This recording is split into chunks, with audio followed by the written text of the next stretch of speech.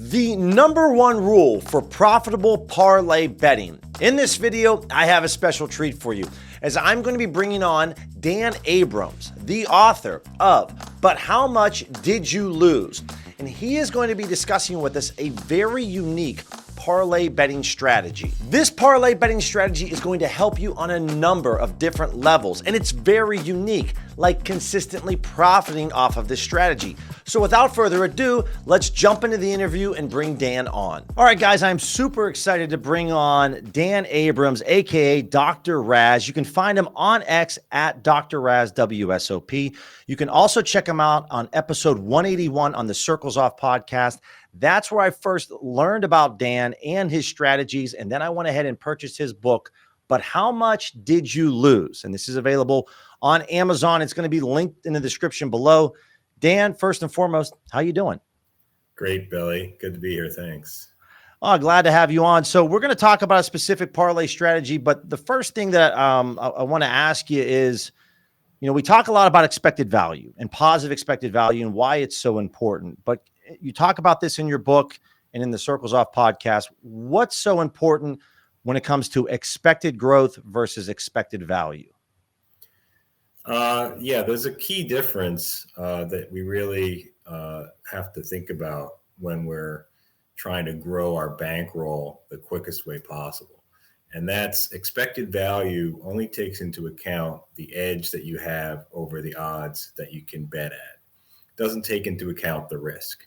So if you have a 5% edge at minus 110 or a 5% edge at plus 900, your edge is going to look the same. Expected growth takes that risk element into account. It says a 5% edge is going to help grow your bankroll much better if it's at minus 110 odds versus plus 900 odds, because you can safely bet much more on the minus 110 and increase your bankroll that way, rather than having to bet only a little bit on the plus 900 and taking much more variance along the way. Now, it actually helps in different ways besides just your initial betting and your initial bet sizing, because there are other ways to reduce your variance, reduce your risk, and not maybe have to give up a little bit of expected value, but not enough that it would actually ding your expected growth. And that's really important. I can't tell you how many different times I've had discussions or seen in Discords before where a lot of sharp bettors or semi-sharps like myself, they get so enamored with gobbling up expected value. And while that is important, I agree with you that, getting a 5% edge at plus 900 odds compared to a 5% edge at minus 110, I definitely feel safer having the odds at minus 110 compared to plus 900. Yeah, absolutely. And if you think about it, our topic today is going to be parlays. If you see three bets, they're all at minus 110, and you think each of them has a 5% edge, you can artificially boost the edge by just parlaying them together, right? You put all three of them together, you're not going to get plus 900, you're going to get around plus 600. But if each of them has a 5% edge, now you're roughly getting a 15% edge on that parlay. The problem is, if you're betting the same amount on a plus 600 line as you are at a minus 110 line, you're going to end up with huge swings and eventually probably go broke, even with that large edge. So you have to scale down your bet size. And that's the trade-off that you have to think about. Yeah, I couldn't agree more, because it's something that I've when I listened to your episode and then dived into your book, the hedging aspect, guys. So what we're looking to do with this specific parlay betting strategy is we're going to throw in some actual examples of bets that I've placed, and then Dan's going to kind of expand on, maybe what's the optimal strategy that we want to hedge with, or really we're looking to hedge out. So no matter whether you're looking to create a 2-leg parlay up to, whatever legs that you want to create, the idea here is that the final leg of your parlay, we want to save this for a couple of areas where, number one, we want this final leg to be a mainline play. Preferably, our preference here is a money line play.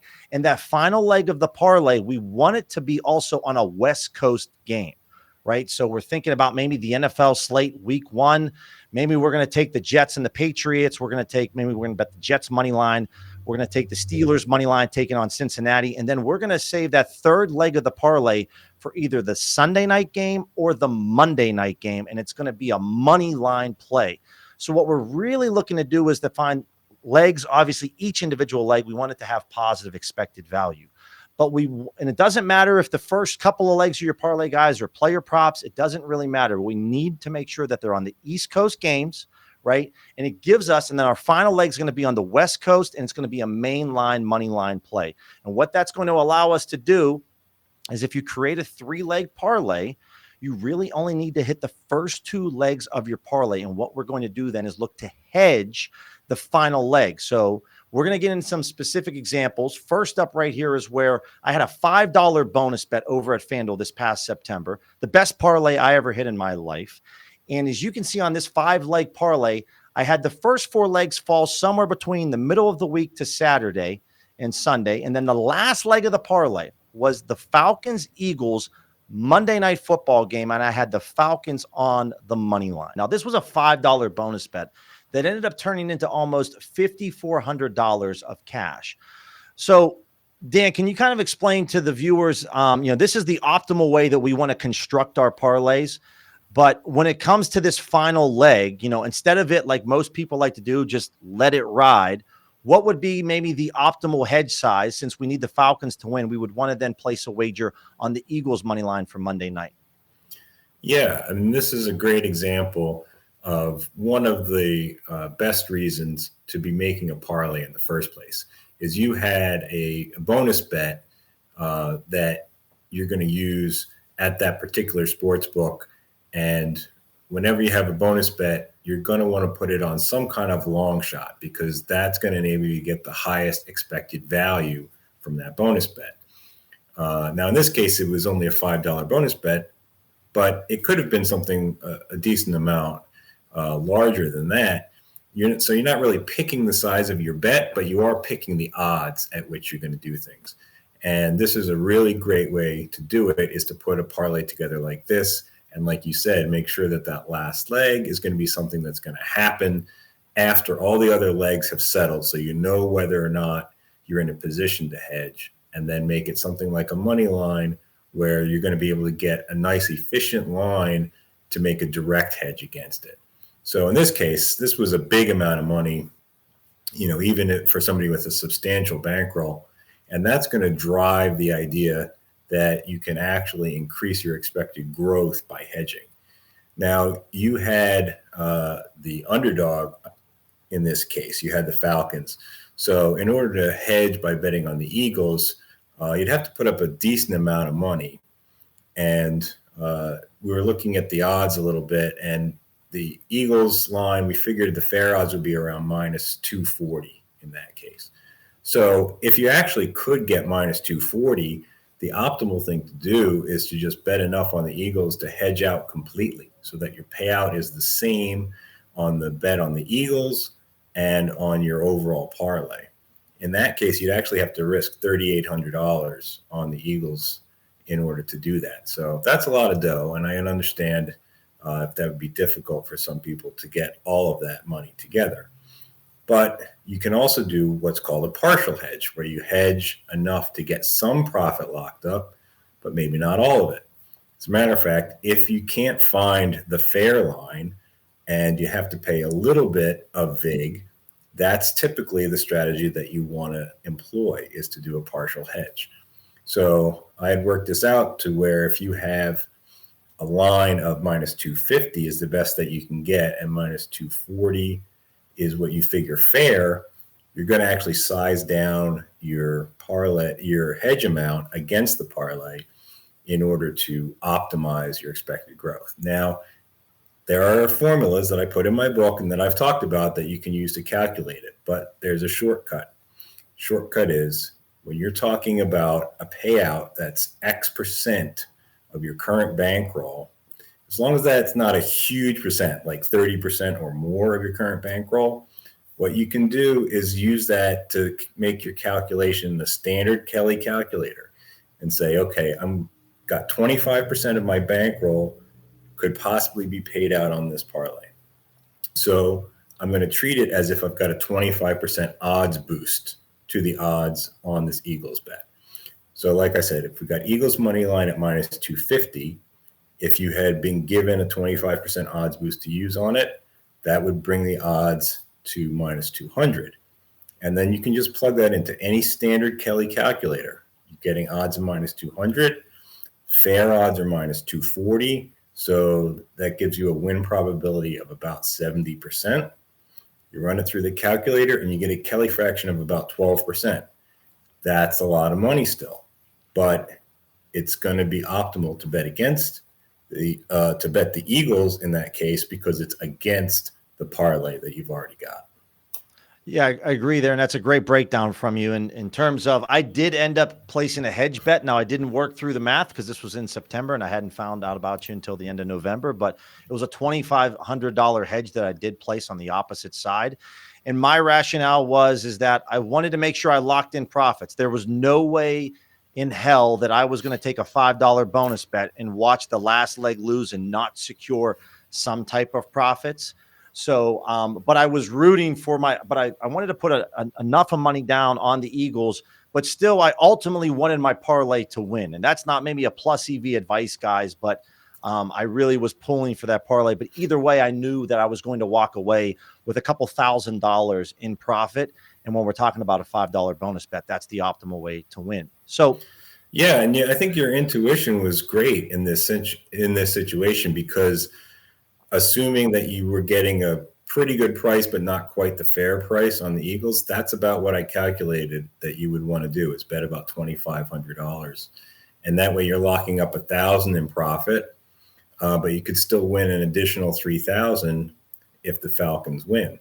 Now, the caveat I want to make sure people understand to what I said before about running it through the Kelly calculator is we've become very accustomed to taking a look at a situation where you've got a plus EV bet, you run it through a Kelly calculator. Kelly says bet, 8% of your bankroll. And you're like, oh, well, I got to size that down. I'm going to do quarter Kelly and bet 2% of my bankroll. And for a standard bet, for what I call a naked bet, that's absolutely fine. That's probably the best way to do it. But when you're hedging and you run it through a Kelly calculator, using this kind of odds boost approximation, you want to bet that full Kelly amount, even if it seems like a ridiculous amount, because that is what's going to maximize your expected growth and actually reduce your variance instead of increasing it.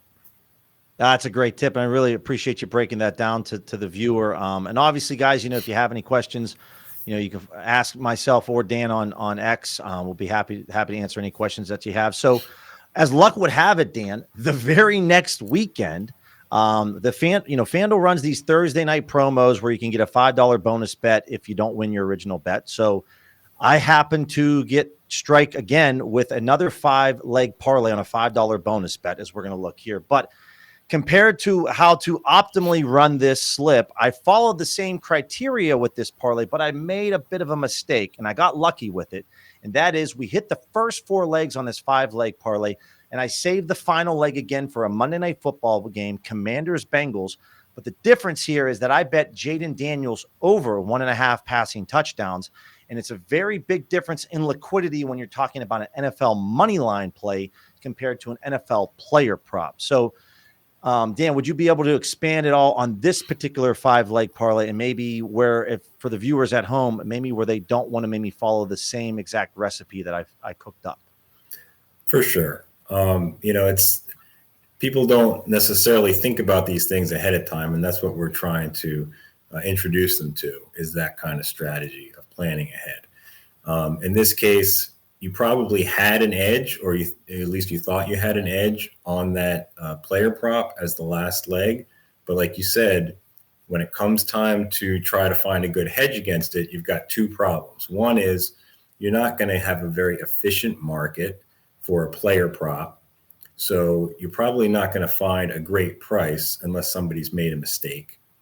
One of the books has made a mistake. And the other is being able to put down enough money on that bet to make an effective hedge.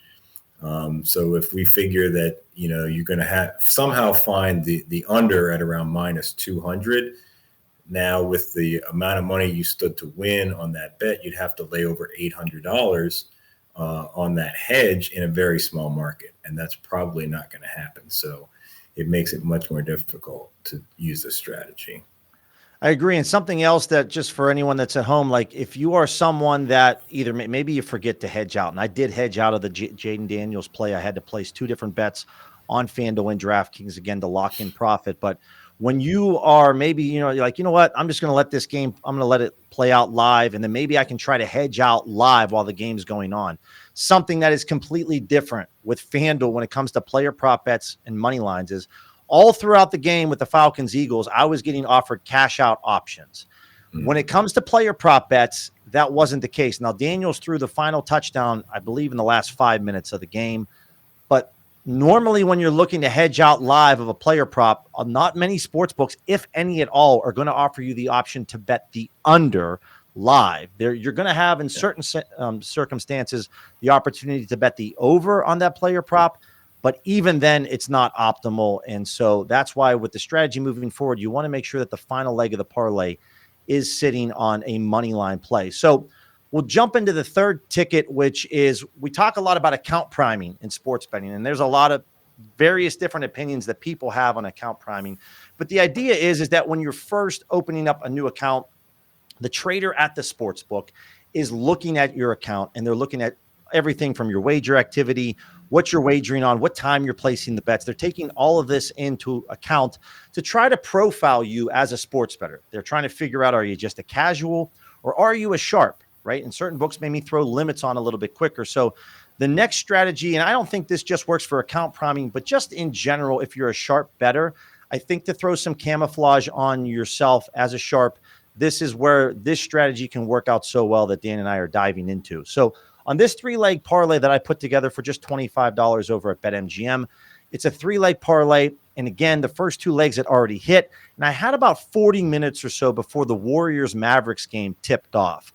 And so I didn't take the money line play, which is optimally what I should have done. I ended up taking the Warriors on the spread. Now, as luck may have it, I found that the line moved in my favor from the time when I placed the parlay to when right before the game tipped off, and I was able to find what we call a middle bet. Now, this is a skinny middle, meaning I have the Warriors final leg at -6.5, and I bet the Mavericks at +8 over at Bovada. So if by some chance the Warriors win the game by 7 points, I'm going to cash my parlay, and I'm also going to cash the straight wager ticket. So Dan, can you jump in and kind of expand it all on maybe why we don't maybe want to utilize point spreads or totals to hedge on our final leg of the parlay, and why money lines are more optimal on this ticket here? Sure. In general, the best way to increase your expected growth is to do something that's going to be completely 100% negatively correlated to what you already stand to win. So that's going to be a direct hedge on a money line, or if you've bet on the spread, to bet on the opposite spread, so that you can only win one or the other bet. But as most people I think are aware of at this point, trying to find alternate spreads with good prices is difficult. It's usually the mainline spreads that have the lowest juice. So you're fighting an uphill battle to try to bet on alternate spreads. Like you said, you can go for the middle, and sometimes that's actually more fun. The problem is, mathematically speaking, it's not going to maximize your expected growth quite as much as a direct hedge. So it's not a bad play, but you really want to do things with a direct hedge in mind. So that's going to usually involve a money line bet. And I think in this case, you're hitting on one of the other good reasons, I think, to be making parlays in the first place, because that's kind of a hotly debated topic. And I saw something recently on a numbers game where Gil Alexander and Bill Krakenberger were talking about, what are good reasons to make parlays in the first place if you're a sharp bettor. And this is one of the cases that they talked about where you want to look square to the sports book to help with your account health. Keep your accounts open longer so that you can actually make more plus EV bets over time and win more from that particular book. But like I talk about in my book, if you plan ahead a little bit and you realize that you're going to be able to find, on a money line bet, you should be able to find reasonably good odds for that last leg. You can actually calculate ahead of time how much more you should be betting on the parlay as a whole, instead of just going by the standard Kelly criterion. So I put a formula in the book. It's a little bit complicated, but as a rule of thumb, if your money line on the last leg is somewhere around plus 100, it doesn't have to be exactly that, but plus 120, minus 120. Essentially, what you would do is bet twice as much initially on the parlay as you normally would, whatever your Kelly calculator or whatever your level of comfort would lead you to bet. You would actually bet twice as much on the original parlay, knowing that you're going to hedge out. Now, one of the things that Billy talked about is that, you're going to have some cases, most of the time, you should get the line to move in your favor if your original leg of the parlay was actually plus EV. And then people think, oh, this is a good time to hedge because I'm locking in this extra value. But even if the line moves against you once in a while, if you've done this technique where you're betting more to begin with, you need to complete it and make the hedge at the end and not just let it ride. I agree. And that's a great, I appreciate that breakdown. And guys, if you found value in the content thus far, make sure to hit that subscribe button, tap the thumbs up button, and also click that bell notification so you don't miss the next video that we release. So in another example here, guys, and one of the reasons why I love this strategy so much is that, in this case, on a 2-leg parlay that I created over at Bet365, well, I knew if I hit the first leg, I'm going to go and try to hedge out of that second leg. So it really makes going after parlays makes it very easy. So in this example on Bet365, I go ahead and place a 2-leg parlay. I hit the first leg on the over 8.5 total games. And now I have this final leg that I need to hit. So I go over to OddsJam and I take a look at all the sports books that are available to me to hedge this bet. But as we could see over at FanDuel, they were providing myself the best odds, but I ran into limits. So Dan, walk me through, if maybe I was starting from scratch with this 2-leg parlay, maybe what's the optimal play for me in terms of a wager size and then obviously that hedge size as well. Right. Yeah. This is a classic case that I talk about in my book of a way to set up this neutral hedge gambit play, where because you've got a tool like OddsJam or you've got an odds screen where you can find the best line on your hedge bet, should you get to that stage, you're going to want to size up your initial bet if you can. So in this case, you had, I think, a plus 102 odds on the parlay as a whole. And say you felt you had about a 5% edge on the parlay entirely, and you wanted to bet at quarter Kelly. So normally that would mean staking about 1.25 units on that parlay, which is fine. But because you're going to be able to employ this technique, you want to be betting maybe 2 to 3 times as much initially, because that way you can actually earn more expected value over time and hedge off some of that risk. So you'd be looking to stake 2.5 units in this case instead of 1.25, and then you're going to find that hedge. And as you described to me previously, you were able to find pretty good odds on FanDuel at plus 40 to hedge against your second leg, but you typed in your bet amount and you could only get about $140 down. In this case, though, that's kind of around where you would want to be, is to put $140 on that hedge, because when you look on your OddsJam screen and you see the odds from all the different books, you could actually kind of figure that 240 was pretty fair price. Pinnacle was showing 227, but a lot of the other books were showing even lower odds than that. So I think plus 240 was probably pretty fair, and you would want to max out your hedging amount in that case if possible. Now, $140 wasn't quite enough for you to hedge out entirely. It ended up leaving a little bit of exposure on your initial parlay. So in that case, You bet as much as you can, and you root for your parlay to hit, and then you would get an extra $30 that way instead of hitting your hedge. And that's a great point. Something that I obviously, with all of these tickets that we've kind of discussed, guys, is the main point is that I didn't really do a lot of planning ahead of time. I found myself luckily in these situations where I hit these legs and I'm like, all right, well, now I'm looking to hedge. And something that we want to make sure we stress is that you want to plan ahead. So if you're using an odds screen, or if you're using OddsJam or some type of software that finds plays with an edge that has positive expected value, again, for these beginning parlays, whatever, if it's a 3 or 4 leg parlay, you want to make sure that you're planning this out. Okay, I'm going to put together a 4 leg parlay. Here's the 3 legs that have positive EV. Let's look at that West Coast game. That's going to be a money line play. Or, if it's baseball and we got the Sunday slate and it's all 1:00 games, and we want to make sure this is Sunday night baseball, you want to make sure you plan ahead and think this through. You don't really want to have to be in my position where I'm reacting to what's already going on. While I had time to plan ahead, that's not the optimal way to execute this strategy. Yeah, absolutely. And as with anything, in order to be a sharp sports bettor, you got to have a plan. You got to have a strategy. You give an awful lot of good advice about how to use the tools, how to use the odds screens to your best advantage. And this is just another tool that you can use. So naturally, Dan, with all these different parlays, the question would just come up, well, why not just cash out? Why go through all this trouble of trying to figure out the math and hedging? So can you talk a little bit about why just selecting that cash out option isn't optimal? Sure. Yeah. Usually, if the sportsbook is offering you a certain amount to cash out, it's because they're adding their VIG on top of what they expect the expected value to be. So it's usually going to be kind of a short pay for you.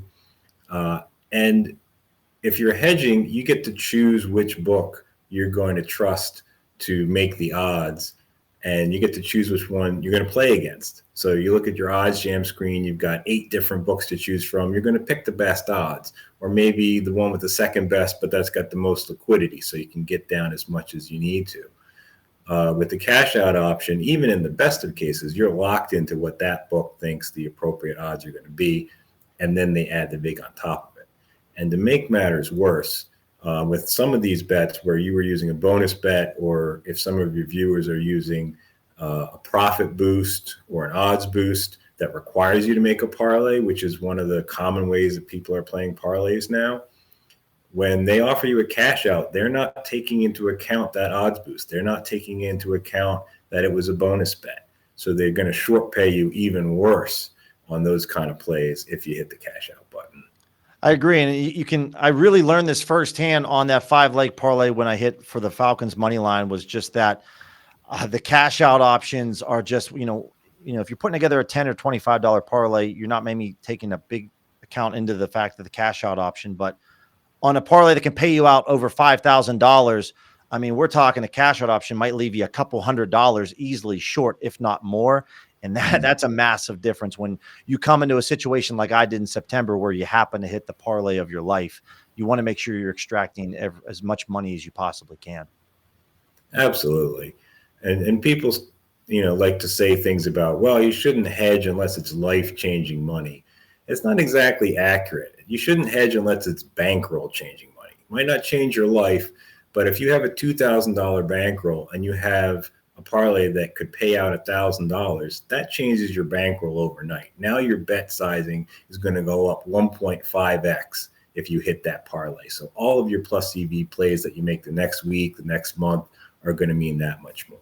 I appreciate that, Dan. And so I implore you guys to, if you have any questions or comments, let me know what you think about this specific strategy. I think it's a great way, as we've talked about, in a number of different ways it can really benefit you.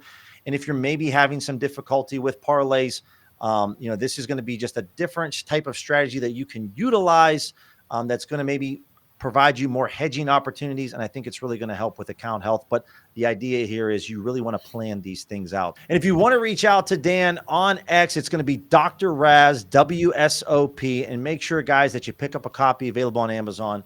But how much did you lose? This is something that I've talking about on my streams for a while, that in 2025, I am definitely looking to hedge more of my parlays moving forward. to make sure I can expand and grow on that expected growth. It's so important. So again, guys, make sure that you like the video. If you've enjoyed the content, subscribe to the channel. But Dan, any final last words or thoughts before we sign off? I just want to say, like you did before, people can reach out to me on X. They can reach out to you. There's a lot of different nuances to these methods, and you're not going to pick up on it right away. I mean, when you first started doing sharp sports betting, I'm sure everybody took a little while to get rolling. So don't feel embarrassed to reach out and ask questions, and try to figure out how to get the math down once you get the general concept down.